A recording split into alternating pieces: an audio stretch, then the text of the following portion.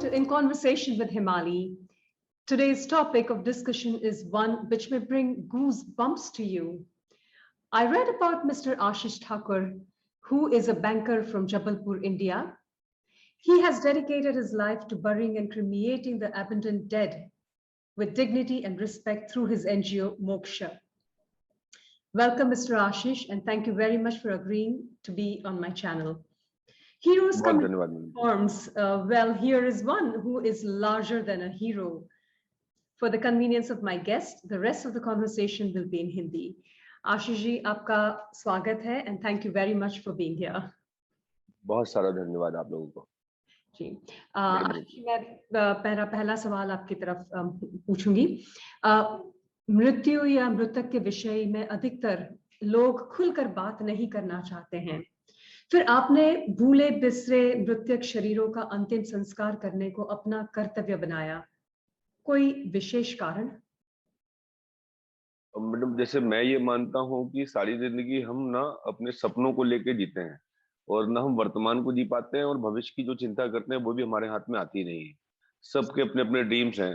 आज जैसे जिन लोगों के लिए मैं काम करता हूँ तो मतलब इस बात के लिए ये दर्द होना बहुत जरूरी है, कंपलसरी है कि आपको पेन क्या है आपको पता होना चाहिए, आपका दर्द क्या है और दर्द की मीनिंग क्या है।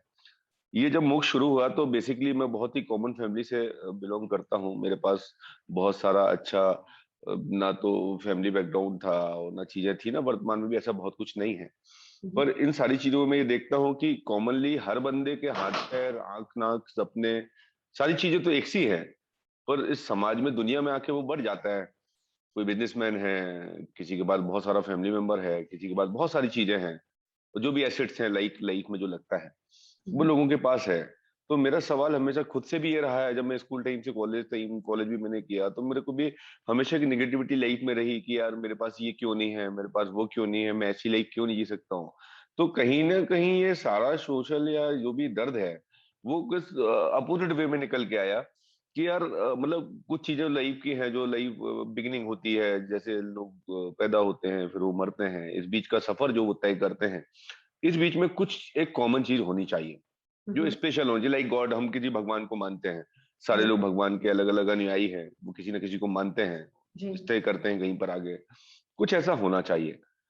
जब मैंने इन चीजों की शुरुआत की और मैं बचपन से ही देखता रहा, जैसे मैंने बताया कि मैं बहुत कॉमन फैमिली से था तो लोगों को परेशान देखता था। लोगों के घरों में जब मृत्यु होती थी लोग बहुत सारे लोग बैठने आते थे जी। किसी के यहाँ कोई नहीं आता था, किसी के यहाँ कोई मर गया तो चार हाथ लगाने वाले कोई नहीं थे, और किसी के यहाँ इतने सारे लोग थे कि वो सारे लोग मतलब एक टाइम ड्यूरेशन के लिए आते थे जाते थे, बहुत सारे पूजा पाठ होते थे, चीजें होती थी। तो ये सारी चीजें दिमाग में आई और हमने उस थीम पे डिसाइड किया। मैं जब 12th में था तो मैंने कुछ इंसिडेंट ऐसे लगातार बहुत सारे इंसिडेंट देखे। अब हम लोग भी एक कॉमन फैमिली रहते तो जहाँ पे जीना जरूरतों में भारी था, जरूरतें इतनी ज्यादा थी कि जीना बहुत कठिन हुआ करता था। वो समय हमने देखा। मेरे फादर एक्स पुलिसमैन रहे हैं, हम लोग दो भाई दो बहन थे।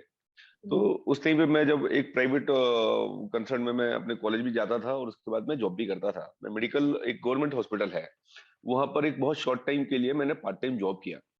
उस पार्ट टाइम जॉब में बाइसिकल से मैं जाता था और वहां पर मेरा एक टाइम ड्यूरेशन था कि मैं जब सुबह 9 बजे हमारा कॉलेज होता था, 2 बजे मैं छूटता था और फिर मैं 2 के बाद 2 से इवनिंग करता था या कभी मॉर्निंग करता था।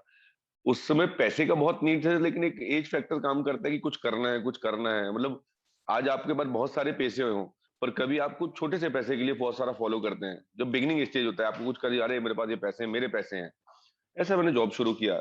वहां पर मैं आए दिन देखता था तो वहां पर महाकौशल से, मतलब एमपी का, एमपी पार्ट 1 और एमपी पार्ट 2 है, मध्य प्रदेश के बहुत सारे करीब 16 से 18 जिलों से लोग यहाँ पर इलाज कराने आते थे। अच्छा। और हालात आज से 20 साल पहले के बहुत बदतर थे। अभी भी बहुत बेहतर तो नहीं है पर उनमें कुछ सुधार है। मैं वहां देखा करता था कि लोग मर रहे हैं, खाने को नहीं है, इलाज कराने आए हैं तो 4-4 दिन का वेटिंग है, और वो जहां से आए हैं वापस जाने के लिए उनके पास किराया भी नहीं है। Oh my goodness. बाय बस बाय ट्रेन वो लोग जो आए हैं वो उनके पास अफोर्ड करने का, नेक्स्ट रिटर्न होने के लिए वो यहाँ 20 दिन तो रुक सकते हैं पर वो 200 या 300 रुपए खर्च नहीं कर सकते हैं। उस कंडीशन में मैं ऐसे लोगों को, मेरे पॉकेट वॉकेट तो हुआ नहीं करता था, तो मैं एक चीज जरूर करता था कि पैसे है नहीं है पर लोगों से मैं बात करता था तो चाहे वो एक छोटी सी चाय हुआ करती थी या छोटी सी मदद होती, उनके बच्चों को एक पुंगे वगैरह आते थे, 1-1 रुपए का पैकेट आता था, 1 रुपीज का, जी जी जी। तो मैं उन बच्चों को बांट दिया करता था। तो उससे एक अटैचमेंट उनका मुझे मिलने लगा और मुझे अच्छा लगने लगा। इसी बीच में उसी कैंपस के सामने 2-3 इंसिडेंट ऐसे हुए। जैसे मैं सुबह जब 8 बजे, एक दिन मेरा मॉर्निंग शिफ्ट था और मैं मेडिकल जॉब के लिए आया, तो हम्म। मैंने रास्ते में एक शक्ति होटल था, वो होता था, तो वहां मैंने साइकिल से देखा कि बहुत सारे कुत्ते जो है, डॉगीज, वो किसी कपड़े को खींच रहे हैं। और मैंने भी देखा, मैं चला आया। मैं उसमें लाइक 12th में ही था, तो मैं निकल के आया और मैं यहाँ आ गया। और दोपहर को 2 बजे जब शिफ्ट, 8 से 2 का शिफ्ट होता था, तो 2 बजे जब मैं लौट रहा था, तो फिर मैंने देखा, अच्छा, जब वो कुत्ते नोच रहे थे, बहुत सारे लोग खड़े थे वहां पर, बल्क में काफी लोग खड़े थे, बहुत सारे कुत्ते कपड़ा खींच रहे। लौट के जब मैं फिर लौटा, तो मैंने देखा कि अब कुत्ते जो है उनकी संख्या कुछ कम हो गई है, डॉगीज की। और वो जो खींच रहे थे, वो वहां से थोड़ी दूर और चला गया। एक मन में दिमाग में था, मैंने पास जाके देखा। तो जब मैंने उसको देखा, तो मेरी कुछ समझ नहीं आया कि हो क्या रहा है। वो हाँ एक्चुअली जी। एक बॉडी थी, वो वो एक सॉरी। डेड बॉडी थी। जी, एक आदमी की वो डेड बॉडी थी। ओह और माय उस गुडनेस। डेड बॉडी, जी, और उसके मतलब आप इमेजिन कीजिए कि क्योंकि गर्मी का समय था, धूल वगैरह लग जाती है, तो डस्टिंग जब होता है, तो एक साफ कपड़ा भी खराब हो जाता है। तो वो ऐसे लग रहा है जैसे कोई कपड़े का गट्ठा हो। तो लाइक अगर आप इसको इमेजिन करे हो कि आपका मतलब धड़ बस है और आपके पैर हाथ कुछ नहीं है और सिर्फ बोन्स निकली हुई है, मतलब आप सोच भी नहीं सकते। तो वो मैंने देखा, तो उस टाइम पे तो मैं डरा, पर मैं खड़ा रहा। मैंने, यार ये क्या है? तो मैं जब देखा, मैंने कुछ कुत्तों को पत्थर वगैरह मारा। मैं क्या कर सकता हूँ? जी उस टाइम पे यहाँ पर पीएम वगैरह जो करते थे लोग, स्वीपर्स जो होते हैं, जी। मैं उनके पास गया और उनको मैंने बताया कि भैया ऐसा ऐसा है। तो उन्होंने कहा कि यार, अब जैसे मैं छोटा भी था और थोड़ा मुझे लोग जानते भी थे कि भाई ये फलाना लड़का है, जैसे नहीं गेट टुगेदर हाँ होता है, जी। चलते मिलते हेलो है। या। तो उन्होंने मुझे सपोर्ट किया। उन्होंने कहा ठीक है, अच्छा तुम चादर ले आओ, अपन चलेंगे लंच के बाद, आफ्टर 2, 1:30 बजे का लंच होता है गवर्नमेंट सेक्टर में। तो जब मैं इनके पास गया था 2 बजे से, इनका अपन लंच के बाद चले, मतलब एवरेज में 2:30 बजे करीब। तो फिर मैं गया, एक चादर लेके आया और वो लोग आए मेरे साथ। उन्होंने उस लोथड़े को उठाया और जी। उसमें बंद किया। वो पहला क्रिमिनेशन था मेरा। ओह। और जिस कैंपस में क्रिमिनेशन होता था गवर्नमेंट सेक्टर में, वहां पर एक बड़ा ड्रॉबैक था कि जो भी अननोन बॉडीज होती थी, मतलब अगर अननोन और नोन की बात की जाए, तो मैं और आप भी कहीं ना कहीं अननोन है। हम बहुत सारा बिल्कुल। जूम रखते हैं, वो रखते हैं। आज हम कहीं सफर करें या हम अपने मिसिंग हो जाएं कहीं पर, मिसिंग इन द सेंस हम जान के मिसिंग हो जाएं, हम किसी जी। टूरिंग में 1 मंथ के लिए जाएं और डे 1 में हमारे साथ कोई इंसिडेंट हो जाए, पर या। हमारी फैमिली और हमारे फॉलोअर्स ये मानेंगे कि आफ्टर 29 डे हम बात करेंगे।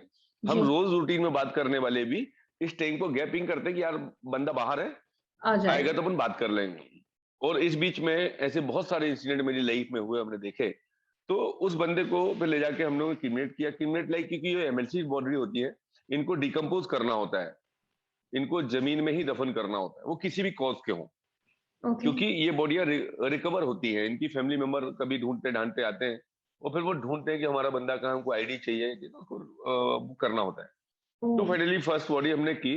और जिस कैंपस में ये बॉडी सॉरी ये लोग किया करते थे डिकम्पोज, उस कैंपस में चेम्बर्स बने हुए थे। आप जी। इसको भी इमेजिन नहीं कर सकते कि जो जिंदगी हम जी रहे हैं, इस जिंदगी के पार्ट क्या क्या हैं, सिस्टम के पार्ट क्या क्या हैं। बड़े बड़े चेम्बर्स बने हुए थे, लगभग 4 से 5 चेम्बर्स थे, और अननोन बॉडीज को उसी में डाल दिया जाता था। ओह। तो जब मैंने पहली बार जब मैं उस कैंपस में घुसा, तो मुझे, क्योंकि बच्चा तो था ही, तो लोग मुझे हेल्प भी कर रहे थे, वो लोग जो उसके एम्प्लॉयर थे, तो जी। उन्होंने दीवार के साइड में एक गड्ढा किया और वहां पे उसको डिकम्पोज कराया। मैं बोले जाओ तुम अपनी साइड से ले आओ, तो मैं एक माला, एक 10 रुपए की अगरबत्ती लेके आ गया और एक कफन लेके आ गया और मैंने उसके ऊपर डाला, पैर पड़े और आगे शुरुआत हुई। इस बीच में मुझे जहां भी अब खबर मिलती थी, तो मैं लोगों के लिए, फिर मैं कॉलेज में प्रेसिडेंट भी बना, मैं कॉलेज में प्रेसिडेंट रहा हूँ। आरडीवी कॉलेज में एक काडी कॉलेज था, मैं वहाँ प्रेसिडेंट भी बना इन 3 सालों में। पर उसी टाइम से मैंने शुरू किया, मुझे जब भी कहीं खबर मिलती थी, तो मैं अपने लड़कों को लेता था साथ में, और हम लोग जाके गड्ढा, मतलब पार्ट टाइम के हिसाब से अपन, भाई चलो घूम के आते हैं। तो एक हमारा इमोशन थे, तो मेरे साथ के जो बंदे थे मेरे साथ रहते थे, तो हम लोग जाते थे, बॉडी पिक करते थे, बॉडी पिक करके गड्ढा करते थे, तो बॉडी डिकम्पोज कर देते हैं। और हाँ। ये सिलसिला काफी टाइम तक चला। अब इसी बीच में ऐसे बहुत सारे लोग भी आए। धीरे धीरे जब उस टाइम से चीजें बढ़ती गई, लोगों को पता चलता गया, तो लोग आपको मैसेज कन्वे कर देते हैं किसी पार्ट के लिए। आज तो बहुत सारी कॉल आती है मेरे पास। तो उस टाइम पे लोगों ने बता दी कि यहाँ पे एक बॉडी पड़ी हुआ है, या यहाँ पे उनके फैमिली मेंबर छोड़ गए हैं, गरीब लोग हैं, तो ऐसे करके जब फैमिली मेंबर रहते थे तो हम उनका क्रिमिनेशन उनके हिसाब से करा देते थे कि लाइक वो बहुत पुअर फैमिली है या उनको व्यवस्था नहीं है, तो हम उनको, वो हिंदू है तो हिंदू, मुस्लिम है तो मुस्लिम, वो जी। जिस भी कॉज का हो, वो हमने क्रिमिनेशन शुरू किया। इस क्रिमिनेशन शुरू करने में अगर बात की जाए कि ये हुआ कैसे और क्यों, तो ये तो ईश्वर जाने क्यों हुआ और कैसे हुआ। वाकई हाँ, में। पर ये बात हुई कि इसमें बहुत सारी परेशानियां आई, आए दिन बॉडियां मिली, सिस्टम से बहुत सारी लड़ाई आज भी जारी है। इस टाइम पे मेरे कैरियर में भी बहुत सारा प्रॉब्लम हुआ। जैसे अब हमको लावारिस बॉडीज का जैसे कॉल आता है, कई बार इंसिडेंट हुए कि कई हाथ से किसी ने किसी की हत्या कर दी या किसी ने किसी को फेंक दिया या कोई मिसिंग है, तो कोई भी आदमी पुलिस से डायरेक्ट इन्वॉल्व होना नहीं चाहता, नेचुरल, वो यस। पास ऑन करता, बिल्कुल। वो पास ऑन करता है। मुझे एनी टाइम जब भी कॉल्स आए तो मैं देन देयर मैंने हर कोशिश की कि मैं वहां पहुंच जाऊं। तो जब मैं उस टाइम पे पहुंचा करता था, मैं अकेला था, मैं किसी को भी भेज देता हूँ, मेरे पास मैन पावर्स हैं या मेरे हैंड्स हैं, मेरी सोच से साथ चलने वाले लोग हैं। जी। तो जब मैं उनको वहां भेजने लगा तो जो लोकल पुलिस ऑफिसर था, उनको मुझसे प्रॉब्लम होने लगा कि भाई ये आए दिन का प्रॉब्लम है, तो ये इंटेंशनली मुझे परेशान करने लगे। तो ओह रिगार्डिंग नो। इसके चलते मेरे को, है ना, तो क्योंकि मैं इनके सुपीरियर को फोन करता था, उस समय तो मोबाइल का जमाना भी नहीं था, सही। लास्ट 20 ईयर बिफोर वो लैंडलाइन फोन हुआ करते थे, रेयरली मोटरोला का अबाउट किसी होता, किसी एक के पास हुआ करता था। जी। तो मैं कंट्रोल कॉल को या इनके सुपीरियर को फोन करता था कि हालांकि सुपीरियर जो हायर एसपी आईजी या बड़े लेवल पे आदमी बैठा है, तो जी। वो टीआई को या लोकल थाने में अगर कंट्रोल में भी कॉल चलती है तो उनका एक ड्रॉबैक जाता है कि आपके एरिया में 3 दिन से बॉडी पड़ा है, आपको पता नहीं, राइट। आपके मिसिंग पेड़ है, आपको पता नहीं है। तो ये चीजें मेरे लिए और निगेटिव हुई, मतलब परेशानियों का अंबार मेरे ऊपर परेशानियां चलता बढ़ रहा रही जो आज हैं। भी है।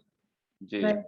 इस सारे मन में ये आया कि लोगों के, जब वो जीवित रहते हैं, लाइक अगर ऐसे बहुत सारे बच्चे ऐसे मिले, अनडेवलप्ड बेबी मिले, बहुत सारे आज भी हमको बच्चे मिलते हैं जो लोग महिलाएं बच्चों को छोड़ देती हैं या अवॉइड करते हैं, जी। तो बड़ा पेन होता है, देखता हूँ जिंदगी में तो कभी समझ नहीं आता कि हम जीते किस लिए, वजह क्या है जीने की। तो शायद ये जीने की वजह तलाशने की कोशिश है जो लगातार अभी भी जारी है, कि वजह क्या है जीने की और हम क्यों जीते हैं। इसलिए मोक्ष चल रहा है। और हमने एक चीज और मैडम इसमें किया जी। कि जब हम ये करने लगे जी। तो हमने कहा इतने सारे लोगों का डेथ होता है, जी। हमने एक सेकंड लास्ट ईयर कुछ सालों पहले हमने एक डाटा निकाला एक जिले बस का। तो जैसे सपोज अगर आप किसी भी जिले में, लाइक आप सिंगापुर में, तो आसपास के जो जिले के लोग होंगे और हॉस्पिटल होगा तो आप वहां पर ट्रीटमेंट कराने लोग वहीं आएंगे। तो हाँ, हाँ। यहाँ पर अगर कोई भी बीमार होगा, एक्सीडेंट होगा, बाय ट्रेन होगा, बाय कार होगा, नेचुरल डेथ होगा या एमएलसी डेथ होगा, तो उसका पीएम अगर जो होता है वो जबलपुर में होगा, या ओके। रिगार्डिंग दिल्ली होगा तो दिल्ली का जो हॉस्पिटल होगा, तो जी। इंटीरियर जो डिस्ट्रिक्ट है वहां के लोगों के पीएम वहां पे होंगे। तो इस रिगार्डिंग यहाँ पे इनकी संख्या बढ़ती गई, नंबर्स बढ़ते गए, ये लोग ज्यादा हुए। 1648 या 1700 करीब हम लोगों ने 1 ईयर में एक बार क्रिमिनेशन किया था अननोन का। जी। तो लगभग इतना एवरेज में तो 365 डे में इंटू 2 या 3 भी कर दें तो लगभग एवरेज में 2 या 3 लोग। ओह तो माय। ऐसे बहुत सारे ऐसा होता था। और ज्यादातर अबॉर्ट बेबीज हमेशा मिले हॉस्पिटलों में, नालों में, नालियों में, जीवन चलता रहा। जब हमने संस्कार किया तो हमारे मन में बस एक ही बात हुआ करता था कि आदमी को जीवन हम नहीं दे पाए पर उसकी मौत बेहतर होनी चाहिए। अगर हम उसको जानते भी नहीं है या जानते भी हैं तो कम से कम हमारा एक मन में आया कि 2 गज कफन और चंद लकड़ियां देकर हम अपने वजूद को विदा करें। तो हमने इनिशिएशन इसी बात से किया कि अगर हमसे जो बनेगा। एक टाइम आया तो मेरे पास बहुत सारा लॉट्स ऑफ बहुत सारा कर्जा हुआ मेरे पास एक बाइक थी, वो मैंने गिरवी रखी। अभी तो मालिक के करम से मैं बेहतर हूँ और मेरे पास पैसे वैसे नहीं हुआ करते थे।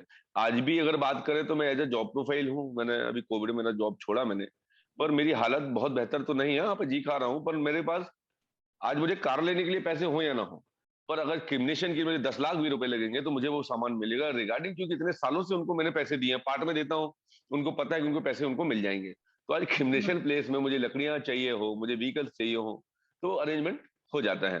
पर हालांकि सिस्टम का बहुत सारा निगेटिविटी मिला है और कोशिशें जारी हैं। कर रहे हो रियली। मैं पूछना चाहूंगी कि भावनात्मक रूप में मृत्यु मृत्यु शरीर या आत्मा, ये आपको किस तरह से प्रभावित करते हैं? क्योंकि I'm just trying to understand that when when you're working on a dead body, so what does it make you feel? Ma'am like इस बात को अगर हम ऐसे कहें तो मतलब कभी लोग मुझसे हमेशा पूछते हैं और कहते हैं कि कभी इन चीजों ने आपको परेशान नहीं किया, मतलब लाइक अगर आप किसी की डीसी क्रिमिनेट करते हो, है ना, और किसी का डेथ हो जाता है, तो आपकी लाइफ में कुछ इससे प्रॉब्लम्स आती हैं क्या? कभी तो ऐसा हुआ होगा। अगर इस बात को कहें मैम, तो मुझे आज तक कभी कोई प्रॉब्लम नहीं हुआ। लाइक ऐसा होता ही था कि कई बार जैसे हम बहुत ज्यादा जो बहुत डिकम्पोज बॉडियां हो जाती है, कई बार उनको देख लेते हैं। हमारे साथ टीम मेंबर भी हैं, तो वो कम है, करीब हमारे पास 6-8 लड़के हैं, हमारे पास 2 खुद के व्हीकल्स भी हैं। तो हम ऐसी बॉडियों को पिक करते हैं।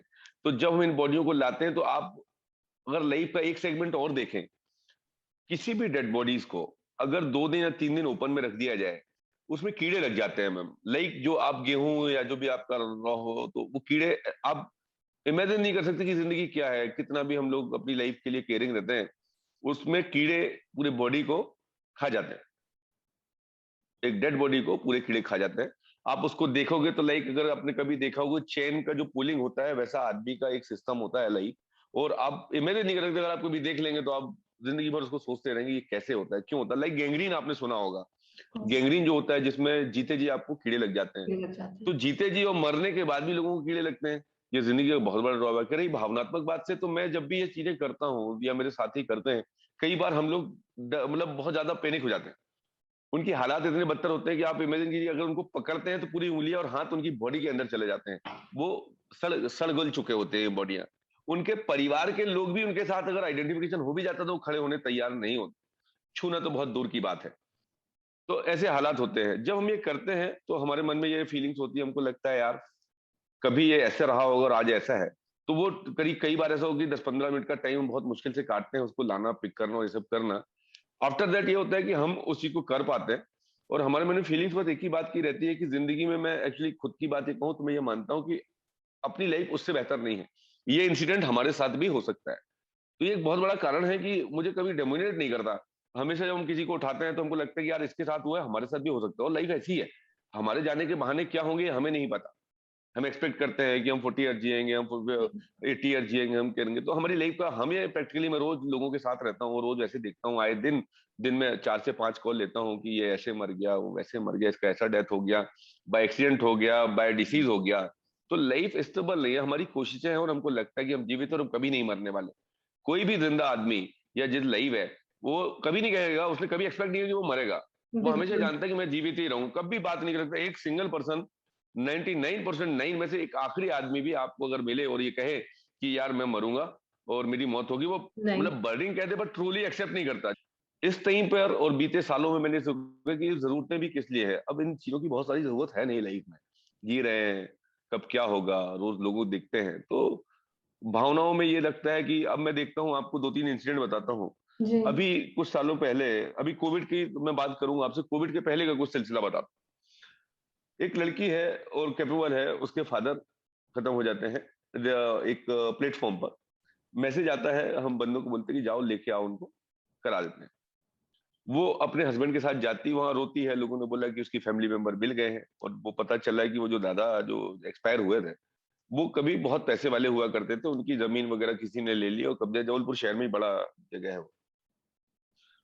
उनकी लड़की ने कहा कि मैं इनकी बॉडी का क्रिमिनेशन नहीं करूंगा। क्यों नहीं करूंगी? उनका कहना था मेरे फादर ने मेरे लिए लाइफ में कुछ नहीं किया। तो व्हाट? है तो मेरे फादर, यस। उन्होंने कहा मैं इनके क्रिमिनेशन में, क्योंकि मेरे फादर ने मेरी लाइफ में मेरे लिए कुछ नहीं किया।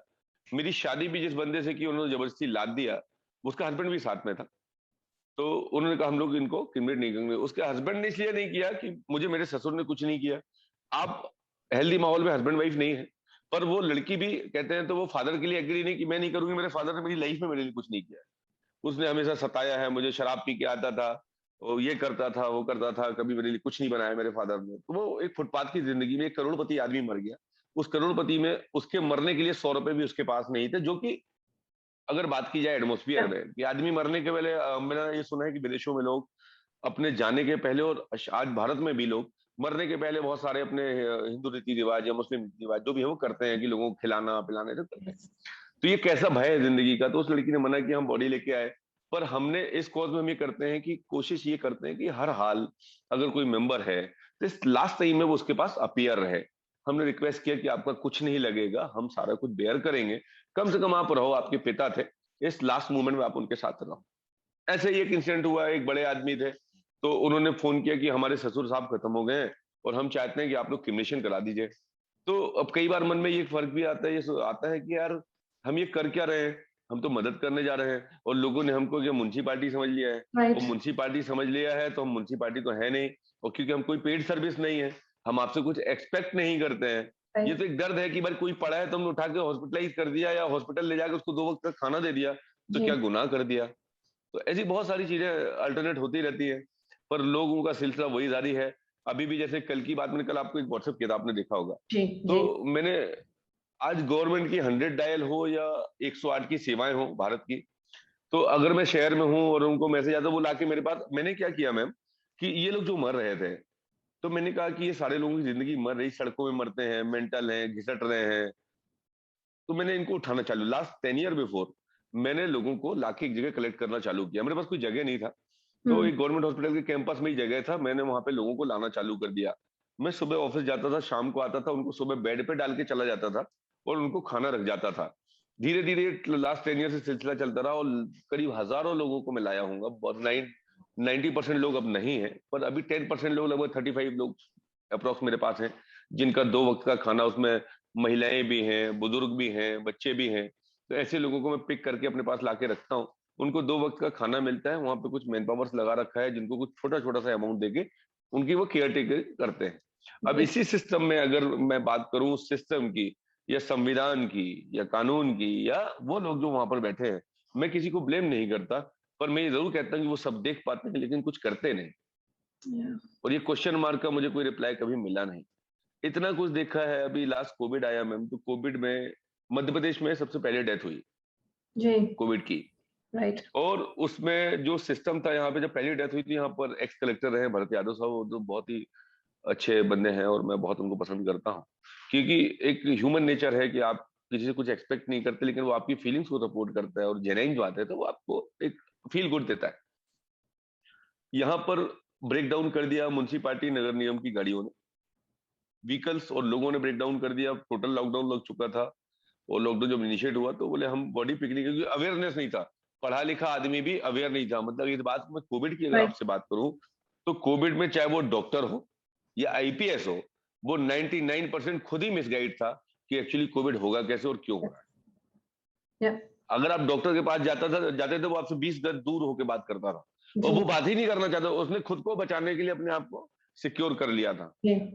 डिसीज हुई, जब डेथ हुई, तो अब इनके कोई ऑप्शन नहीं था। मुझे बोला गया तो मैंने क्या करूं, तो मैंने उस टाइम पे डिसाइड किया, मैंने जो भी होगा लाइफ का ये पार्ट मैं पूरा करूंगा। तो मैंने पहली बॉडी पिक की, कोविड बॉडी, और उसका क्रिमिनेशन किया। देन मैंने उसको कंटिन्यू किया और मैंने उस टाइम पे मुझे भरत यादव साहब ने हेल्प किया। मुझे व्हीकल्स वगैरह मेरे पास नहीं थे। मैं आपको बता दूं, मोक्ष कहीं से फंडेड संस्था नहीं है।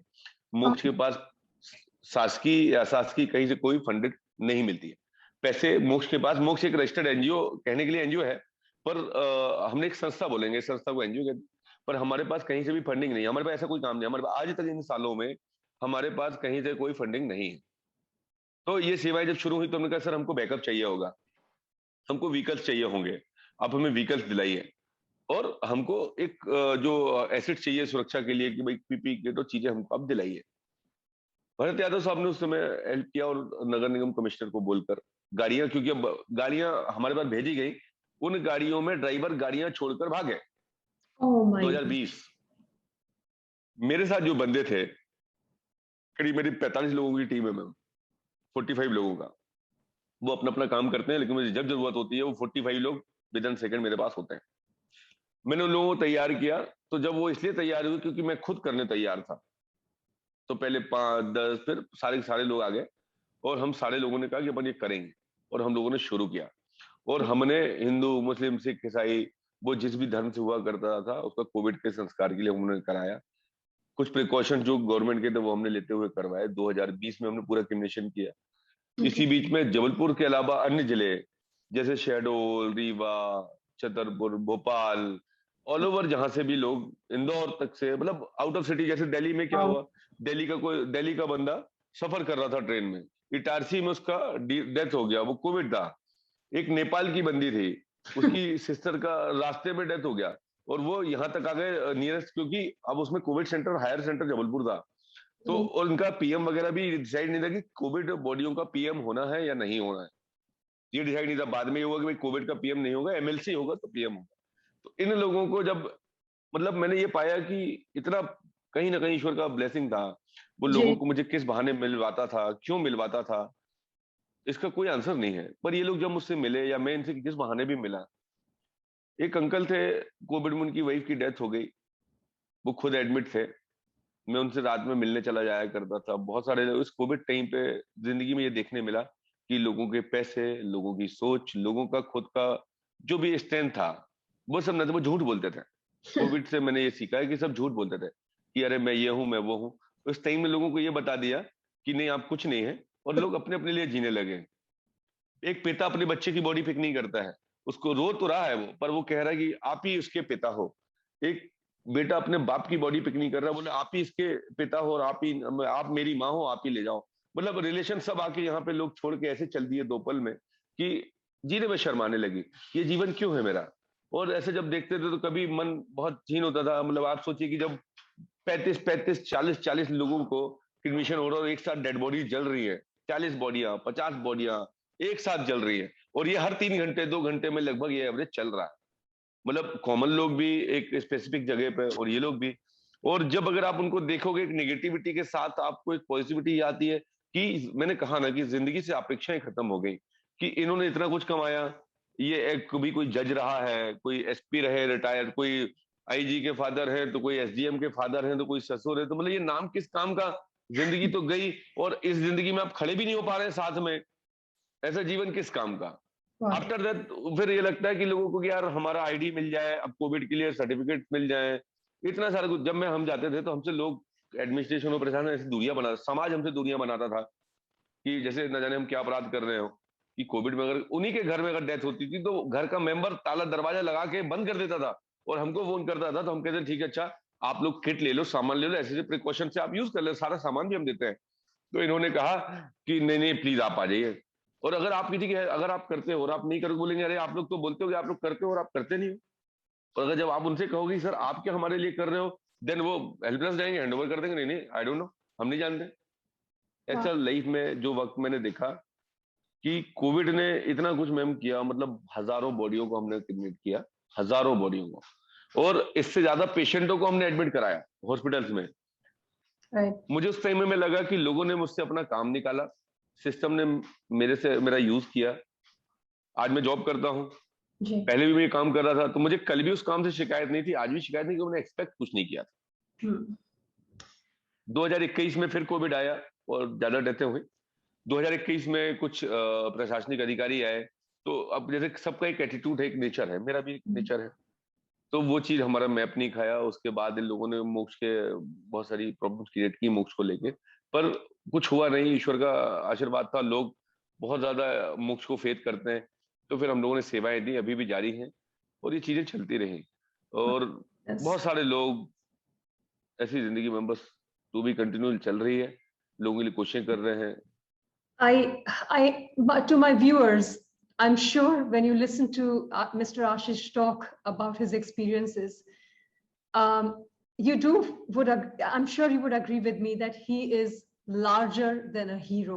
He is way bigger than being called a hero.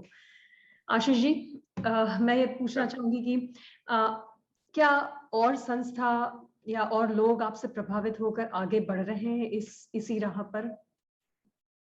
Madam ये बात बहुत अच्छी चीज है मेरे साथ। मैंने कभी मुझे कोविड के पहले इतना नेगेटिविटी था लाइफ में, तो मैं चिड़चिड़ा जाता था कि मैं कैसे करूंगा। एक जॉब प्रोफाइल होकर बहुत मैंने मैंने आपको जैसे बताया कि मुझे बहुत सारी चीजें रेंटेड उधार मिल जाती है, और सेविंग के नाम पे मैं अच्छी खासी, जैसे मैंने बताया कि मैं बहुत सारा, मेरा एजुकेशन नहीं है प्रॉपर, मैं ग्रेजुएशन बस है मेरा, और मुझे जॉब ईश्वर ने, मैं आइडिया के सिम, मतलब जैसे मैंने सिक्योरिटी गार्ड से शुरू किया था, और मैं एज अ कलेक्टर मैनेजर कंपनियों में जॉब करता हूँ।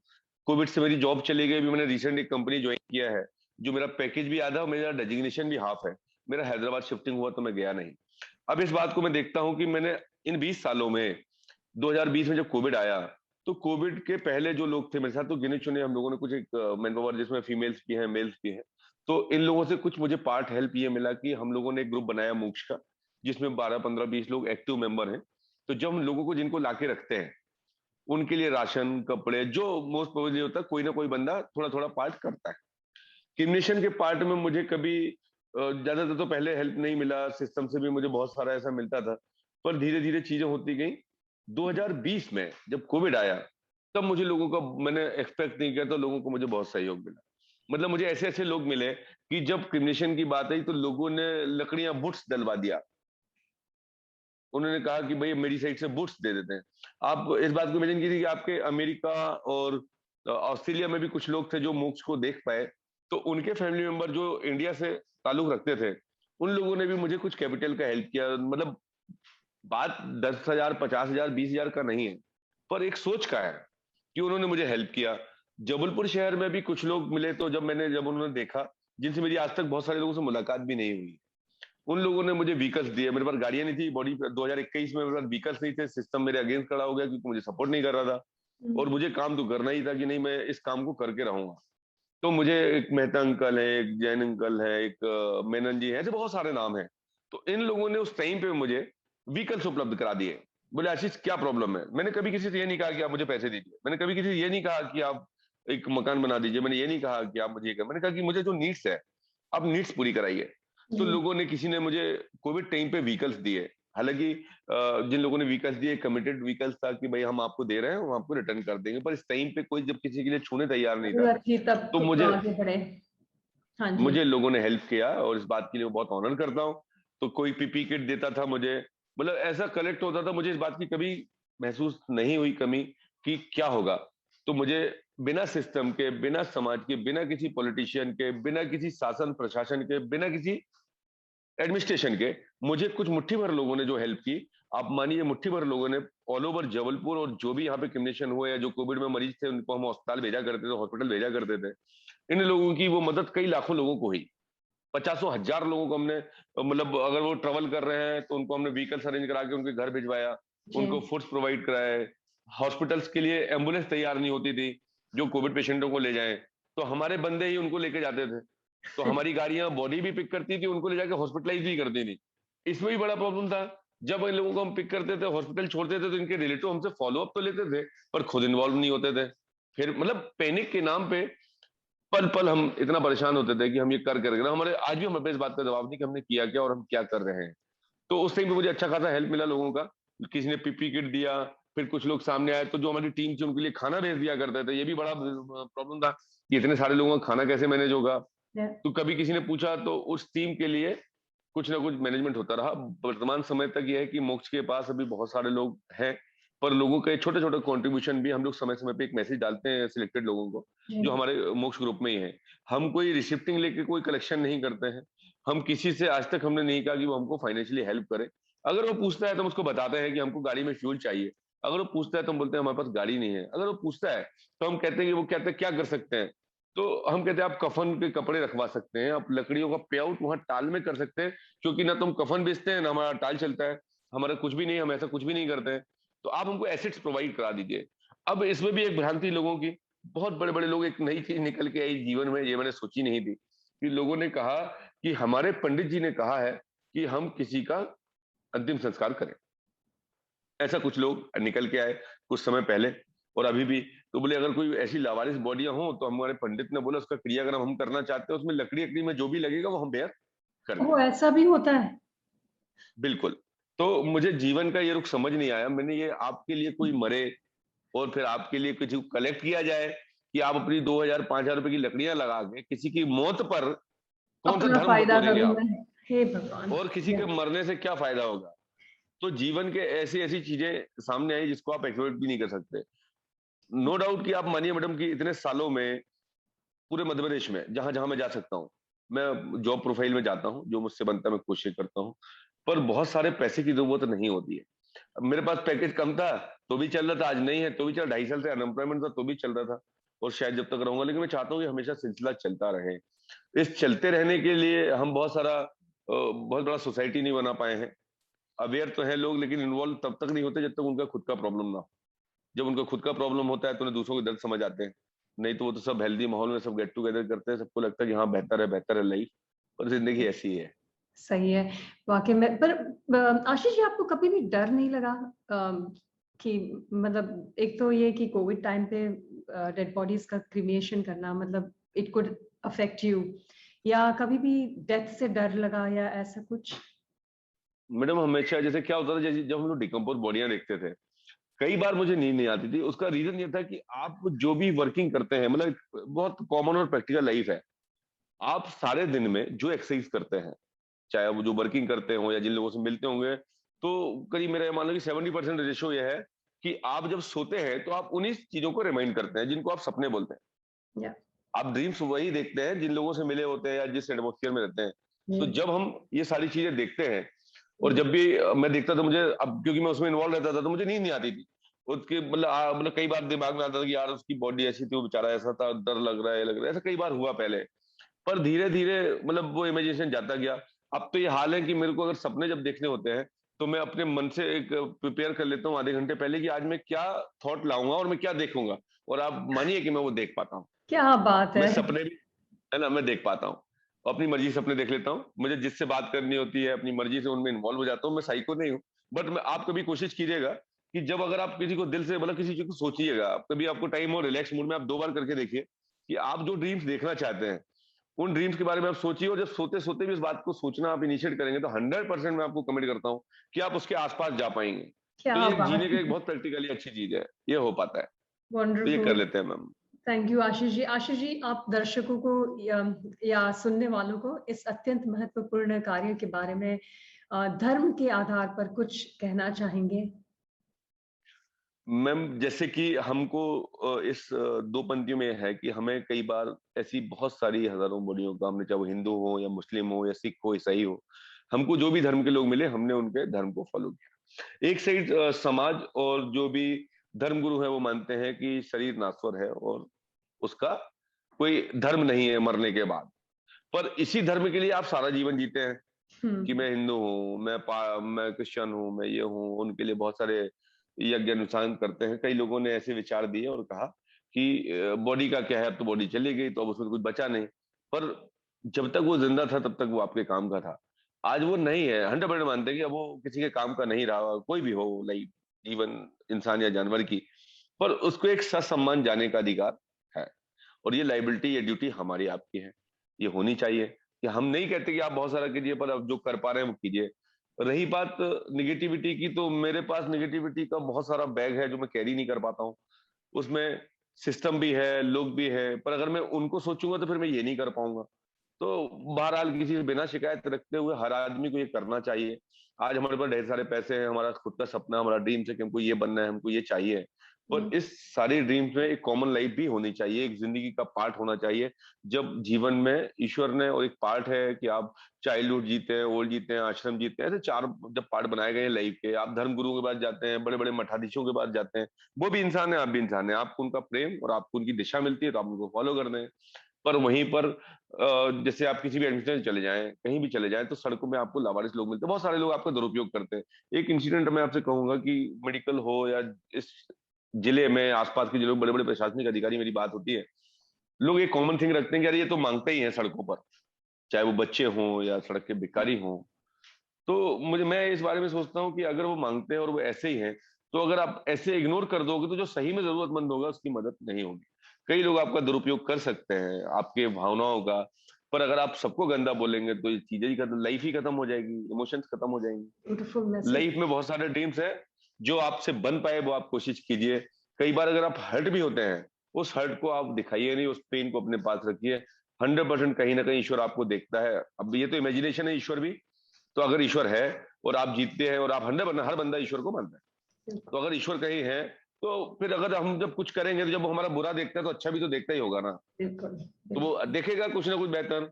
और आज कहीं भी हमारी जॉब या लाइफ परेशान है तो कभी खुशियां भी रही हमारे पास, हमेशा दुख तो जिंदगी में रहे नहीं है ना। तो ये जी। तो आता जाता रहेगा। तो जिंदगी जीते हैं। बहुत बहुत मैं बहुत ही सुंदर मैसेज आपने छोड़ा है। और मैं इस टाइम पर एक और बात कहना चाहूंगी। मुझे भी मेरे पापा हमेशा ये कहते हैं कि भगवान ने, ईश्वर ने हमें हद से ज्यादा ही दी है चीजें।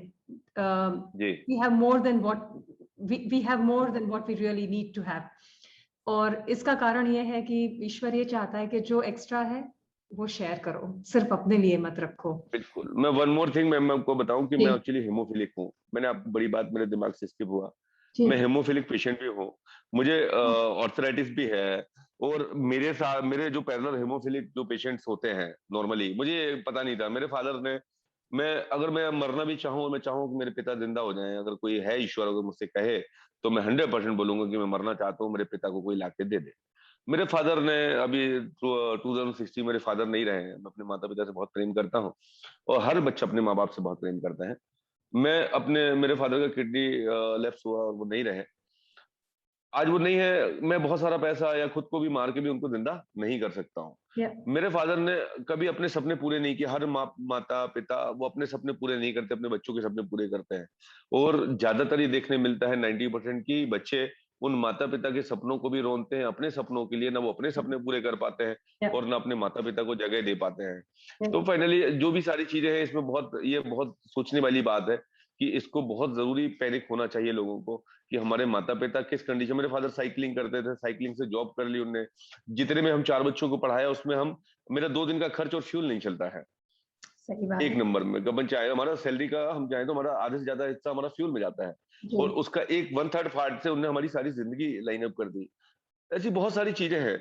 माँ बाप के लिए हमेशा एक रिगार्डिंग मैसेज है कि हर बंदे को कोई कुछ करे ना करे, अगर सही मायने में सब लोग अपने माँ बाप के लिए कुछ करने लगे, उनके मन से निगेटिविटी चले जाए, या अपने माँ बाप के लिए ना सही दूसरे के लिए यदि कर सकते हो आप अपने माँ बाप के लिए करो। अगर मदर फादर अगर सुरक्षित रहेंगे किसी भी फैमिली में, तो ये बहुत सारा दर्द ऑटोमेटिक में कम हो जाएगा। क्योंकि जो हमको मैसेज देता है, जो हमको सिखाता है, जो समाज और परिवार हमको पढ़ाता है, आज 80% आप देखिए कि फैमिलियों में उनकी बनती नहीं। मदर फादर को कहीं ना यस। कहीं बहुओं की ये जो गैपिंग है, मैं इनको शब्दों में नहीं कह सकता, पर ये एक लैपिंग है। अगर ये ठीक होगी तो आने वाला समय बहुत अच्छा होगा, और जो धीरे धीरे जा रहा है इसको रोकना होगा, जी। ये मुझे लगता है मैम। Bilkul.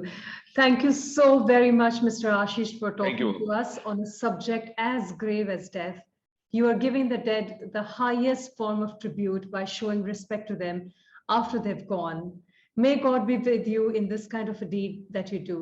आशीष जी, ये इंटरव्यू स्टॉप करूँ से पहले एक सवाल, अगर कोई आपकी इंस्टीट्यूशन में डोनेशन या किसी तरह की हेल्प करना चाहे, तो how can we do it?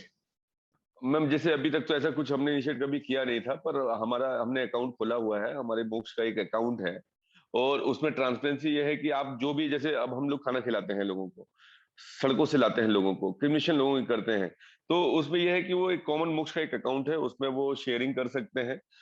Account number है। अभी कोई हमको, जैसे आपकी कॉल्स के बाद किसी ने मुझे टच किया था, तो उनने मेरे से पूछा, तो मैंने, मुझे कुछ व्हीकल्स के प्रॉब्लम भी रिजॉल्व हो सकते हैं कि भाई, और बड़े लेवल पे काम करने के लिए, हर जगह काम करने के लिए, कि जो छोटी छोटी प्रॉब्लम्स हैं, तो उसके लिए वो लोगों को खाने के लिए जीवन के साथ भी और जीवन के बाद भी कंट्रीब्यूट मोक्ष के माध्यम से कर सकते हैं, और उसकी जानकारियां उनके पास होती हैं। आए दिन वो जब चाहे उसमें मेंबर बनकर रह सकते हैं, और कोई मेंबरशिप के लिए ये जरूरी नहीं है कि वो कुछ कंट्रीब्यूट करेंगे तो मेंबर होंगे। सारे लोग कॉमन मेंबर्स हैं, वो भी इसमें रह सकते हैं। तो हमारे कुछ नंबर्स हैं, जैसे हमने अभी कुबेटे में पेटीएम और गूगल नंबर भी हमने शुरू किया, और हमारा जो एक्चुअली मोक्ष संस्था का अकाउंट है, तो वो मैम है, उसमें वो चाहे तो वो डोनेट कर सकते हैं। और Viewers, है ना। I will be adding on the link on in the description, so you can step forward and support Moksha, that is Mr. Ashish's NGO. Your contributions will give a life gone by respect and gratitude. You may reach Mr. Ashish at the link in the description, and all of you, my viewers, जो अभी US से, Australia से, India से, Singapore से, आप लोग जो भी इस प्रोग्राम को देख रहे हैं, I request you all that please step forward. This is a big cause that Mr. Ashish is trying to, achieve. Let us all join him and do whatever we. Mr. Ashish, thank you very, very much. बस बहुत बहुत thank you ma'am, आप धन्यवाद लोग का। आपका, and wishing you the madam, best. आपके इस प्यार के लिए, आप लोग का ऐसी प्रेम मुझे मिलता रहे, मैं हमेशा आपसे ये प्रेम चाहूंगा जीवन में जब तक रहूंगा। और कभी मुलाकात ईश्वर से, लेकिन आपका प्रेम, आप सारे लोगों का ब्लेसिंग मुझे मिलता रहे, और इन लोगों के लिए हम सब कुछ करते रहे, यही जिंदगी ऐसे ही कट जाए। और बस आपको बहुत सारा थैंक यू मैम।